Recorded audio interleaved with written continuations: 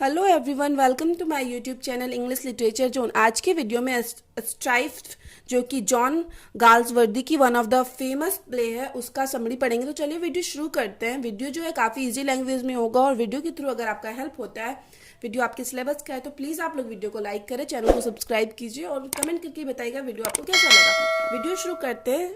Strife is a 3 act play, एक 3 act का play है, रिटन बाय जॉन गाल्सवर्दी के द्वारा लिखा हुआ। It is his third play, यह उनका तीसरा प्ले है। And the play highlights the social issues, और प्ले जो है ना हाईलाइट करता है, दिखाता है सामाजिक इशू को। John Galsworthy was a known as English novelist के रूप में जाने जाते थे और प्ले राइट और नाटककार के रूप में जाने जाते हैं। He won the Nobel prize in literature, उनको साहित्य में नोबेल प्राइज मिला इन 1932 में। हिज नोटेबल वर्क इंक्लूड, उनके जो नोटेबल मुख्य वर्क में इंक्लूड है the Forsyte saga and its sequels, a modern comedy and end of the chapter. ये उनका क्या है, मतलब नोटेबल वर्क है, मुख्य कृति है। द प्रेजेंट प्ले, जो उनका प्रेजेंट प्ले है, Stripes was published in the year 1909, मतलब 1909 में पब्लिश किया गया था। The title Stripes has a biblical meaning, इसका एक बाइबलिक मीनिंग है, मतलब बाइबल से मीनिंग लिया गया है, विच मीन्स बिटर कन्फ्लिक्ट, जिसका अर्थ है कड़वा संघर्ष। The theme of this play is capital and labour. इस प्ले का जो थीम है वो कैपिटल यानी पूंजी और लेबर यानी श्रम, मेहनत है। अब आगे है, the play start with a company named, एक कंपनी के नेम से प्ले स्टार्ट होती है। ट्रिनर्थ टिन प्लेट वर्क, ये कंपनी का नाम है, Trenartha tin plate work, which is located on the border of England and Wales, जो कि इंग्लैंड और वेल्स के बॉर्डर पर लोकेटेड है, स्थित है। The strike has been going on this company 4 month, और इस कंपनी में क्या चल रहा है, स्ट्राइक चल रहा है 4 मंथ यानी महीनों से। ड्यू टू दिस, और इसी वजह से, the company is in loss, company जो है काफ़ी घाटे में है। कोई भी अगर स्ट्राइक करेगा, वर्कर्स स्ट्राइक करेंगे, हड़ताल करेंगे, तो कन्फर्म है कंपनी घाटे में रहेगी, क्योंकि हड़ताल में तो वो काम करते नहीं है। To find a solution to this problem, अब इस प्रॉब्लम का सॉल्यूशन के लिए a meeting was held at the company's manager house, एक कंपनी के मैनेजर के हाउस में, कंपनी के मैनेजर के घर में मीटिंग रखा गया है। नेम्ड अंडरवुड, जिसका कि मतलब कंपनी के मैनेजर का नाम है अंडरवुड, उसके घर में एक मीटिंग रखा गया है। There arise a conflict between the company chairman John Anthony and the workers leader, यहाँ पे कन्फ्लिक्ट, फिर से झगड़ा ही हो जाता है। मतलब मीटिंग तो रखा गया था कि बात सही ठीक किया जाएगा, लेकिन फिर भी यहाँ पे जो कंपनी का जो चेयरमैन है John Anthony and the workers leader, और वर्कर का जो लीडर है डेविड रॉबर्ट, दोनों के बीच में मतलब झगड़ा ही हो जाता है, सुलह नहीं होता है, बात और ज़्यादा बढ़ जाती है। Both are very stand and adamant to compromise, दोनों बहुत ज़्यादा क्या थे, दृढ़ और अटल थे कि वो लोग कॉम्प्रोमाइज़ नहीं करेंगे। मतलब डेविड रॉबर्ट जो है वर्कर्स का जो लीडर, उसका कहना था कि कंपनी हम लोग के बात को माने, जो भी हम लोग का टर्म है वर्कर का, और ये जो जॉन एंथनी था जो चेयरमैन था वो मानने के लिए रेडी नहीं था, तो दोनों अपने अपने बात पे अटल थे।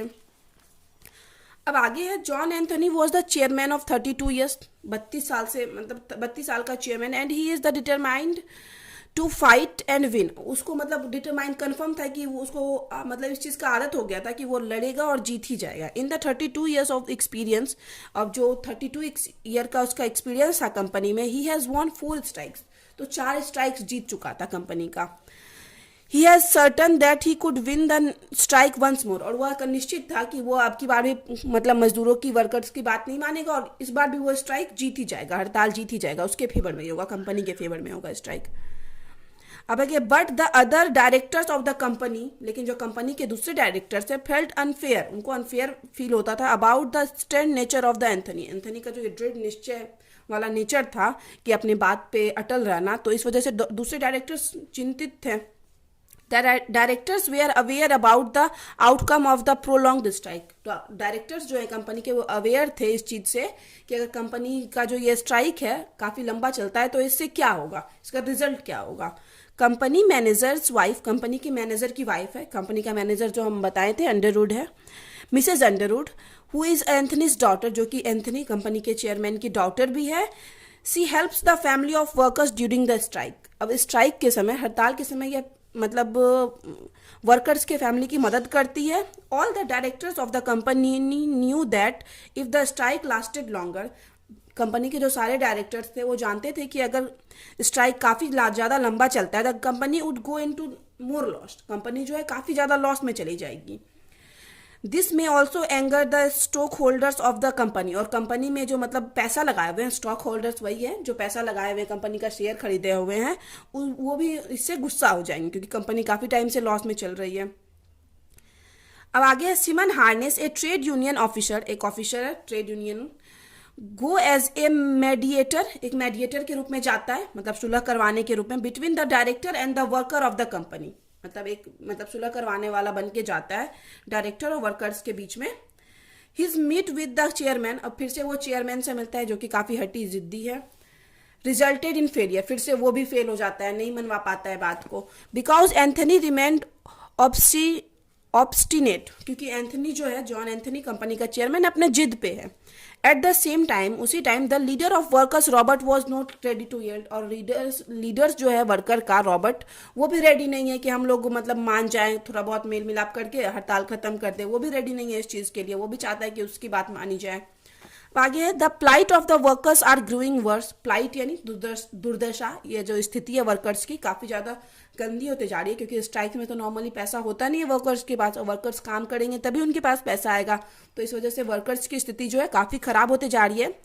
सम workers were ready to give up the strikes, कुछ वर्कर्स तो स्ट्राइक खत्म करने के लिए, हड़ताल खत्म करने के लिए रेडी हैं, बट रॉबर्ट रिमेंड स्टबर्न, लेकिन जो रॉबर्ट है वो काफ़ी मतलब हट वाला है, इसलिए वो मतलब दृढ़ रहता है कि उसको स्ट्राइक खत्म नहीं करना है, जो लीडर्स है वर्कर्स का।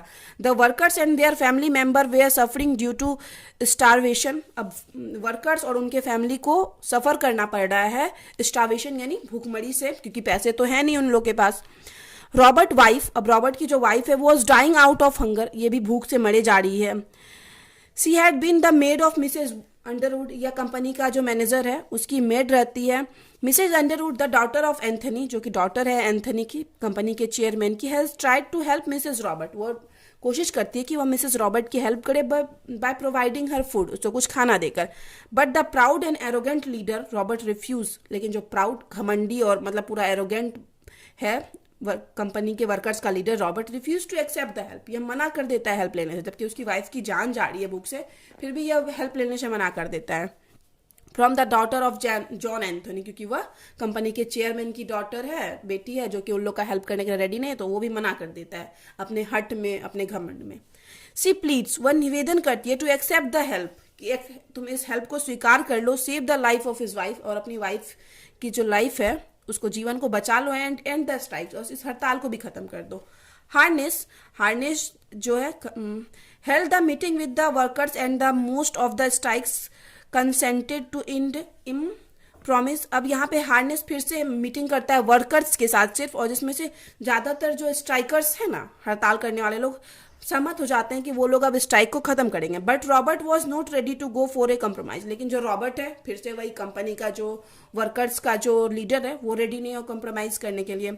ही गेव ए स्पीच, फिर से वह स्पीच देता है, एंड ही ट्राइड टू, और वो कोशिश करता है कन्विंस हिज वर्कर्स, अपने वर्कर्स को कन्विंस करने के लिए, क्योंकि वर्कर्स जो भूखमरी का सामना करना पड़ रहा है, इस वजह से वर्कर्स मान गए हैं कि वो लोग अब खत्म कर देंगे। Not to go for a compromise, मतलब वो वर्कर्स को फिर से भाषण देके बोलता है कि नहीं जाना है कॉम्प्रोमाइज के लिए। देन तभी a young women come forward in the meeting, उसी मीटिंग में यंग वुमेन, एक जवान सी औरत सामने आती है, एंड अनाउंस करती है Robert about his wife death, Robert को बताती है कि उसकी वाइफ की मृत्यु हो गई है। आफ्टर हियरिंग दिस न्यूज, यह न्यूज सुनने के बाद all the workers they are ready to compromise, सारे वर्कर्स, क्योंकि सबको भूखमरी का सामना करना पड़ा था, रेडी हो गए कॉम्प्रोमाइज करने के लिए, क्योंकि किसी भी फैमिली के साथ यह हो सकता था, रॉबर्ट की फैमिली के साथ हुआ था। After hearing the death of Roberts wife, Robert की वाइफ के डेथ के बारे में सुनने के बाद, the directors of the company and the Edgar Anthony, company के जो डायरेक्टर्स थे, और Edgar Anthony the son of John Anthony, जो कंपनी के चेयरमैन का बेटा है, accepted the term of workers, अब ये क्या करते हैं, एक्सेप्ट कर लेते हैं टर्म्स यानी शर्तों को वर्कर्स के।